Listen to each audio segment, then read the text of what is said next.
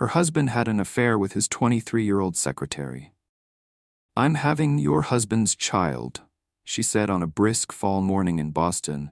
Rebecca Walker stood at the marble counter of her elegant kitchen, fully unaware that her life was about to change forever. She was an early riser, a habit formed from her years in corporate law. As she sipped her first cup of coffee, she heard a light click of heels on the hardwood floor.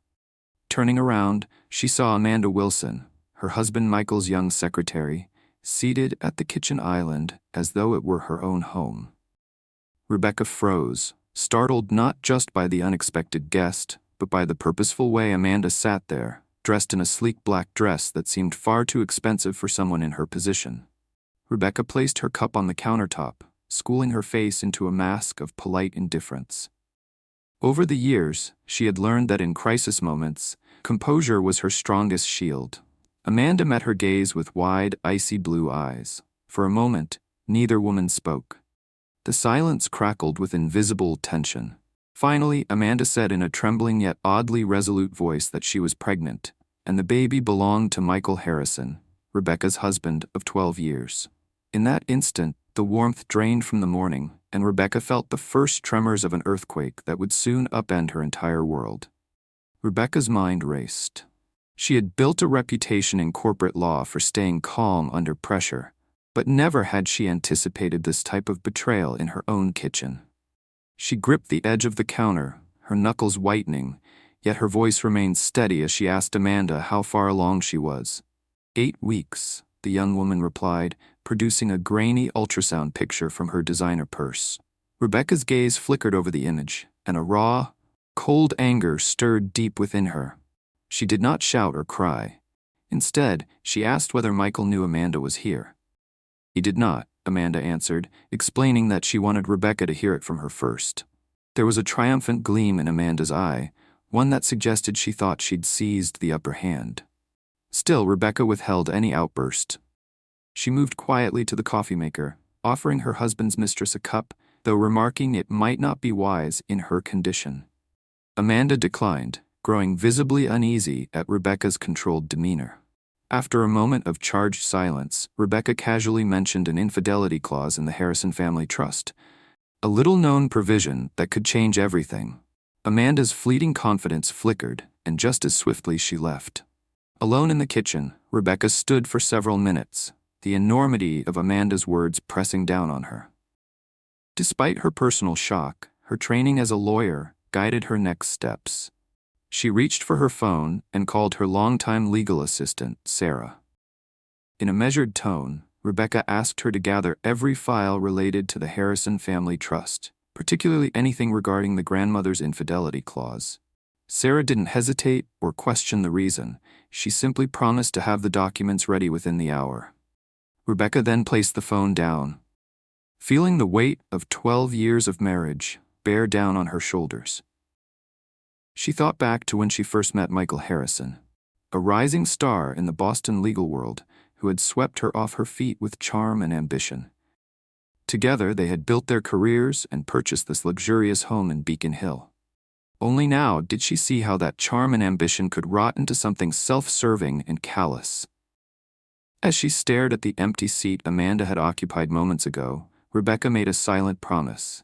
If Michael had gambled their marriage away on a reckless affair, she would ensure he paid the highest possible price. That afternoon, Michael came home early, confirming Rebecca's suspicions that Amanda had already informed him of her visit.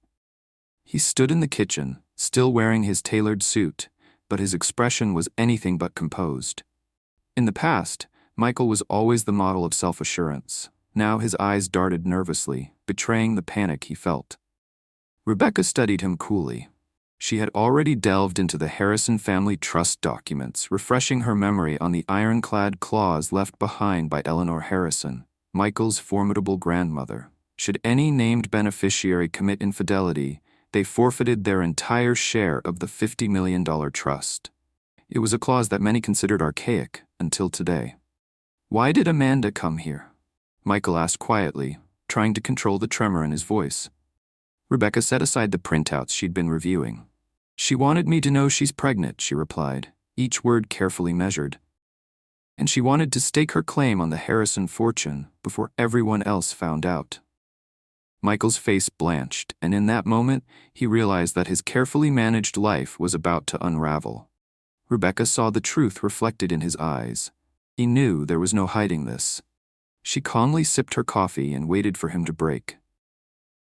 Michael attempted an explanation, weaving a story about a lapse in judgment during a high-pressure business trip.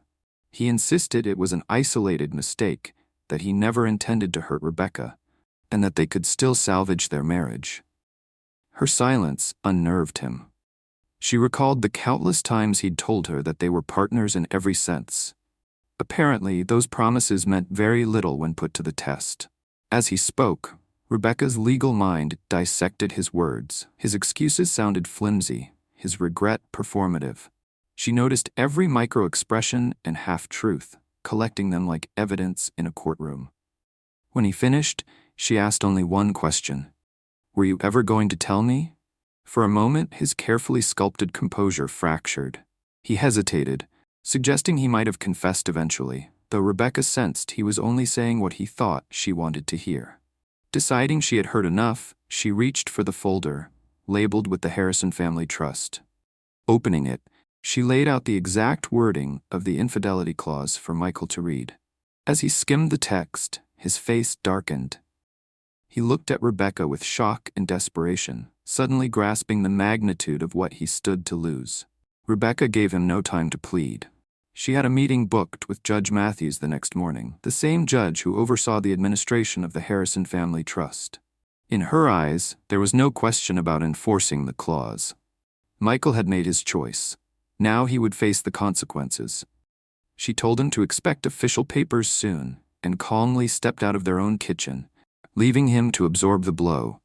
That evening, Rebecca retreated to the study, an ornate room filled with leather-bound volumes of law and family histories. She couldn't help thinking of Eleanor Harrison, a woman she once admired for her keen legal mind. Eleanor had always treated Rebecca more like a granddaughter than an outsider. Perhaps Eleanor had suspected her grandson's weaknesses and had placed this clause as a final test of character. Rebecca reviewed emails, phone records, and any additional breadcrumbs left by Michael's carelessness. Though heartbreak churned in her stomach, a resolute calm settled over her. If Michael thought this would end with a quiet settlement or an effortless apology, he was mistaken. Legal war was the domain Rebecca knew best, and she intended to fight with every resource at her disposal. By sunrise, Rebecca was already on her way to the courthouse. She moved through the marble corridors with the polished grace of someone who had spent many years navigating the legal system. Sarah trailed at her side, a folder of meticulously gathered evidence in hand. Together, they stepped into Judge Matthews's chambers, a place that often decided fates behind closed doors. The judge, a stern yet fair woman, had a personal connection to the Harrison family. She was well aware of the trust's clause, but she hadn't anticipated it would ever be used against Michael himself. As Rebecca presented her case, she provided documented proof of Michael's affair. Receipts for out-of-town hotels where Amanda accompanied him, and text messages that went beyond professional boundaries. Judge Matthews listened in thoughtful silence, occasionally pressing her lips together at each new revelation. Rebecca finished by underlining the trust's exact provisions. Michael's grandmother had made infidelity a deal-breaker for any family member receiving a share. Now that he had violated that stipulation, the entire inheritance, $50 million, would default to the secondary beneficiary or be withheld altogether, depending on the trust's specific wording. Judge Matthews nodded gravely, promising a swift review before making her decision. The moment Rebecca left the judge's chambers, she felt her phone buzz. It was Amanda. Though every fiber of Rebecca's being bristled at hearing from her again, she answered. Amanda's voice trembled, but the bravado she once displayed had vanished. She worried that Michael was distancing himself now that the scandal was at risk of going public. Rebecca kept her response brief. She informed Amanda that if she wanted any form of support or arrangement, she should speak directly with Michael's legal counsel. By late afternoon, the rumor mill at Harrison and Brooks, the prestigious law firm where both Rebecca and Michael worked, was in full swing. Although Michael was a managing partner, he had called out sick, leaving the rest of the partners to wonder about the abrupt cancellation of his meetings. Meanwhile, Rebecca moved with quiet efficiency, scheduling an emergency board meeting to address the conflict of interest posed by Michael's affair with an employee. That evening, as she stepped into the Beacon Hill townhouse, the place felt emptier. Michael was nowhere to be seen, and an unsettling calm hung in the air. She recalled the judge's expression, sympathetic but firm. Tomorrow, the official order would likely be signed, and Michael's downfall would be sealed. Early the next morning, Rebecca stood before the mirror, fastening a pair of diamond earrings Michael had once given her as an anniversary gift. She no longer saw them as tokens of love, but as symbols of the life she would soon reclaim on her own terms. Downstairs, her phone rang. It was Sarah confirming that Judge Matthews had signed the order. Michael Harrison's interest in the trust was frozen, pending final forfeiture upon confirmation of the infidelity. At Harrison and Brooks, a hush fell over the corridors when Rebecca arrived.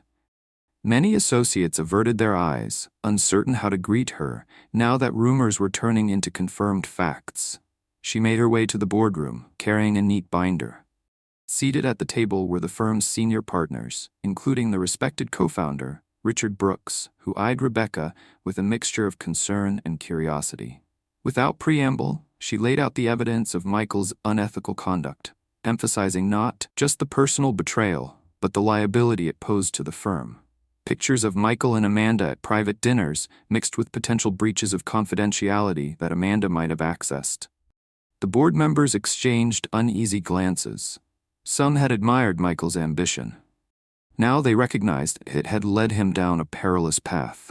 In the middle of Rebecca's presentation, Michael burst into the boardroom, looking disheveled and uncharacteristically panicked.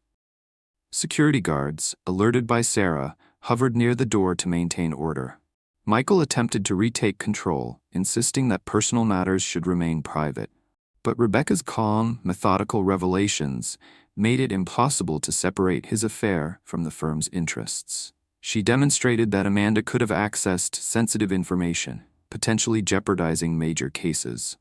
Richard Brooks, a measured voice of reason, asked Michael directly if there was any truth to the documents presented. Pressed under the collective gaze of the board, Michael attempted to downplay the affair, calling it a brief mistake. Yet, his denial did nothing to stem the tide of evidence. The partners had already seen enough to realize that, at best, Michael had exercised catastrophically poor judgment. At worst, he had endangered their professional reputation. In a somber voice, Brooks declared that the firm would vote on suspending Michael, effective immediately, pending a formal investigation. For a man accustomed to shaping every outcome, the loss of control appeared to devastate him. He glared at Rebecca, a flicker of raw hatred in his eyes, before storming out of the boardroom into an uncertain future.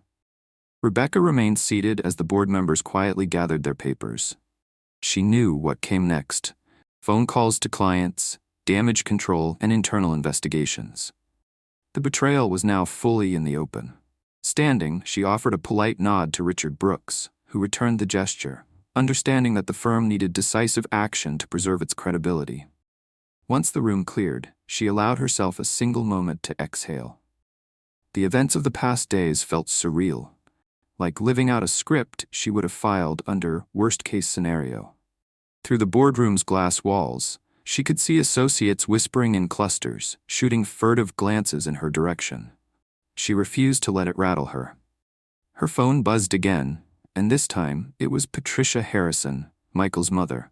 Patricia had always held a complicated relationship with her son, but she deeply respected Rebecca's professionalism. With a subdued tone, she asked to meet, mentioning that there might be additional assets or files Rebecca should be aware of.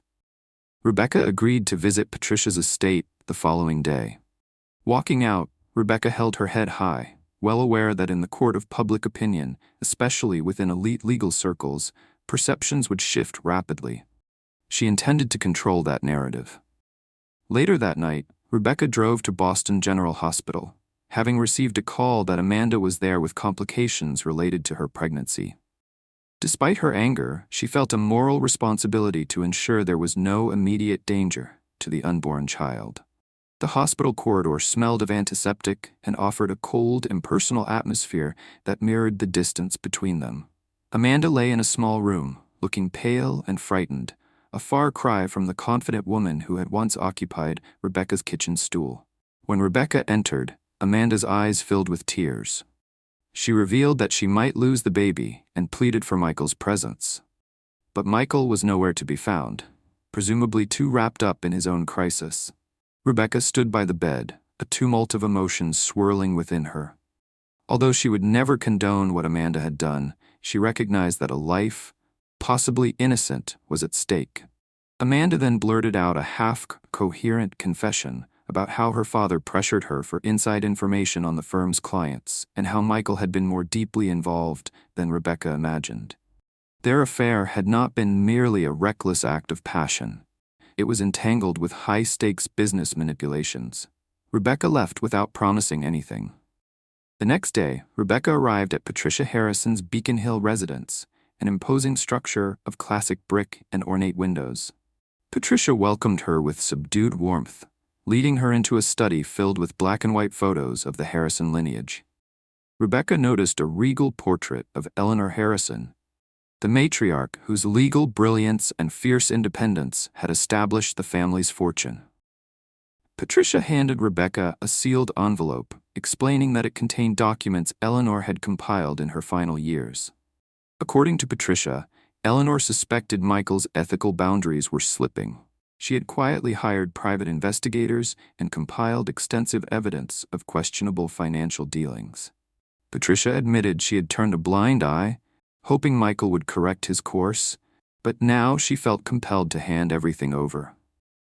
Rebecca opened the envelope and skimmed the first few pages: suspicious wire transfers, hidden offshore accounts, and altered settlement figures.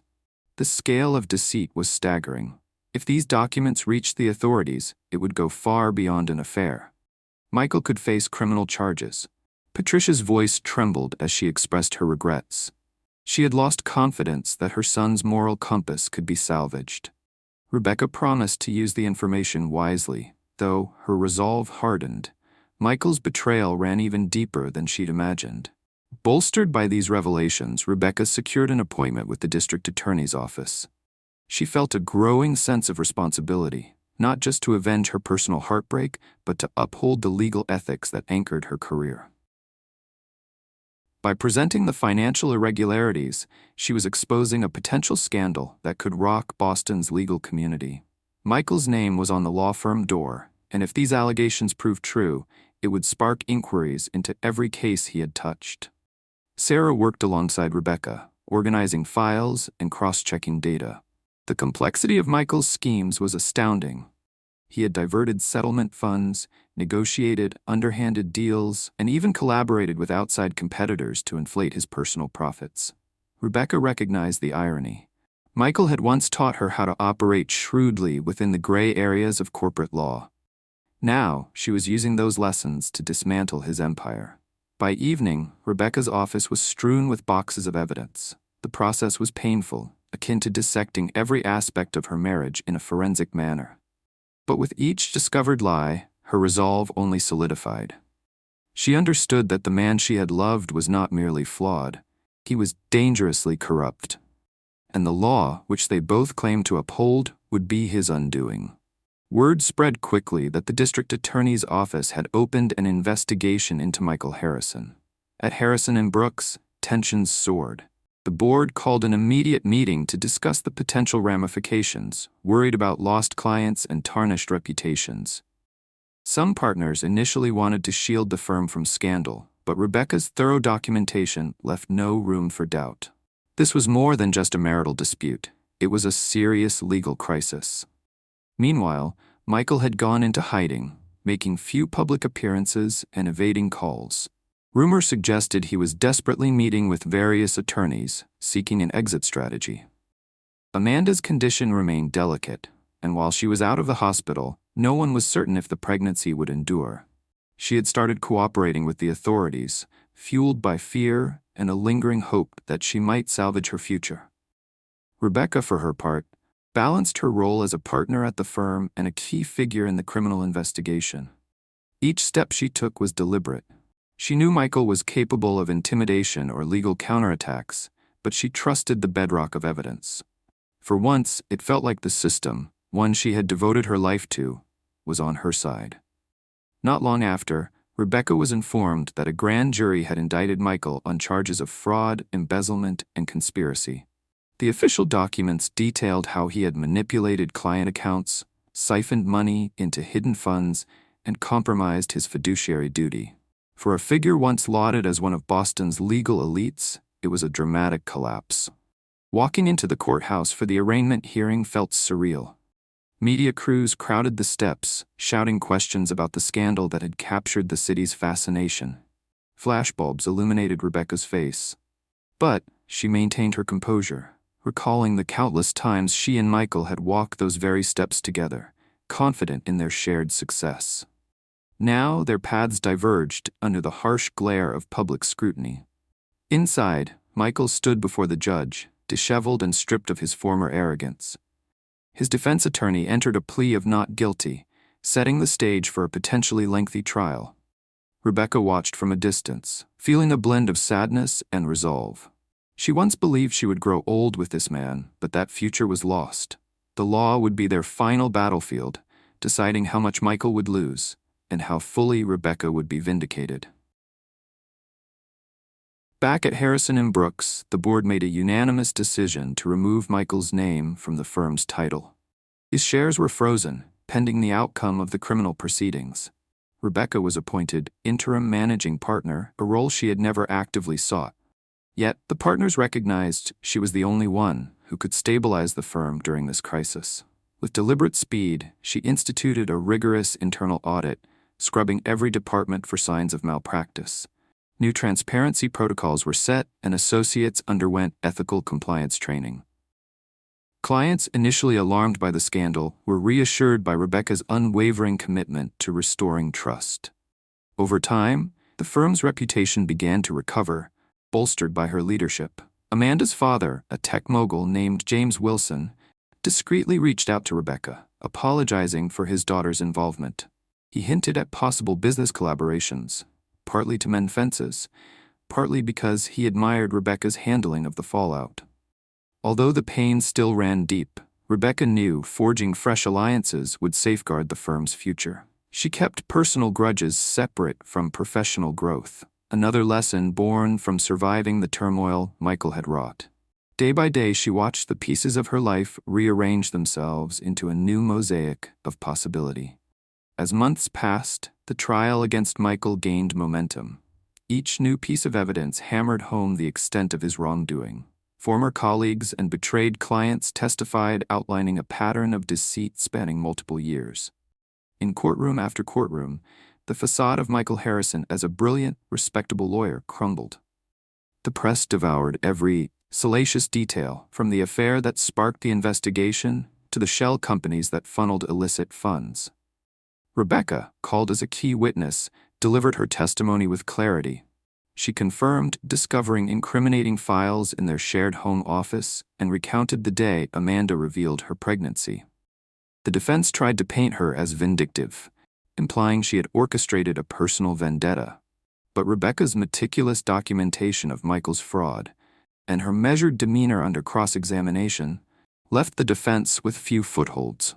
During a brief recess, Michael approached her in the hallway, eyes haunted. He murmured an apology that sounded more like a desperate plea for some trace of forgiveness. For a fleeting moment, Rebecca recalled the man she once loved.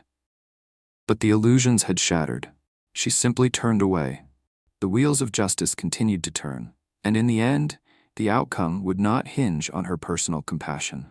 A week later, the jury returned with a guilty verdict on multiple counts: fraud, embezzlement, and conspiracy, signaling the end of Michael Harrison's storied career and the beginning of his sentence behind bars. The aftermath rippled through Boston's legal community, becoming a cautionary tale about ambition unchecked by ethics. Outside the courthouse, reporters swarmed for comments, but Rebecca offered only a brief statement, reiterating that no one, not even a high-powered attorney, was above the law.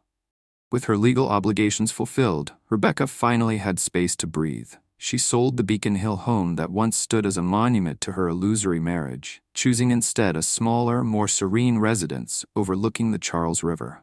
She kept only a few personal items, a reminder of what she'd overcome. In her new role as managing partner of the rebranded Walker & Brooks, she directed the firm toward cases that aligned with higher ethical standards, ensuring that integrity formed the backbone of every transaction. Amanda faded from the public eye, having lost the baby midway through her pregnancy. Rumor suggested she relocated to the West Coast for a fresh start. If so, Rebecca felt a quiet relief, hoping they could both leave behind what had become a tangled web of heartbreak and deceit. 1 year after the trial, Rebecca sat in her corner office, a plaque on her desk reading, "Walker & Brooks, built on integrity." Through the window, the Boston skyline glittered in the afternoon sun.